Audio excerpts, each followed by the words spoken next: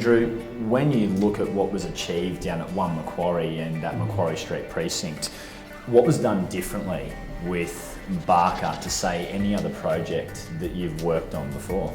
Well, again, you're starting with north to the river, so you've got a broader face to the river and you've got a level of quality and lifestyle that you're trying to achieve that's not always chased by the developers. So we get an opportunity to work with materials and details and layouts that aren't normally achievable, and we've done that. So the level of craftsmanship and the level of quality that we put into the apartments and the terrace homes is exemplary for Brisbane.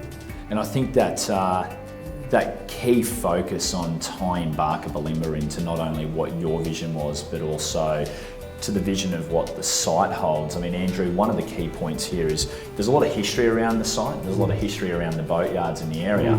There was a focus on maybe not only the design of the building, but some key elements as well that went into Barker to capture the history. Oh, that's a great opportunity to work with a new material. It's a moulded carbon composite materials as used in boat building. So we've used that for the fascia and the sun hood, but it also wraps into balconies with the bulkhead and the hospitality unit. And the quality that comes from that and just the sense of detail is reflective of the lifestyle of a modern cruiser. And those key elements, John, that Andrew's touched on with the Riverwalk and the low density of the build, I think one thing that's really important to focus on here is the entire Byron Street precinct is a low density, 4-storey, high capacity from Apollo Road down to McConnell Street.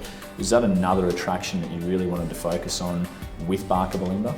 Absolutely. Look, I think Council has actually done a great job with the local community in negotiating the master plan approval for that strip of land. You can be certain that you're not going to get a tall tower built beside you at some time down the track. But there's also very significant view corridors that have been maintained for effectively the community of Bulimba, and they range from 6 metres to 8 metres and separate all of those buildings along that Byron Street strip. That's a tremendous asset and sense of security for all of those residents down the track.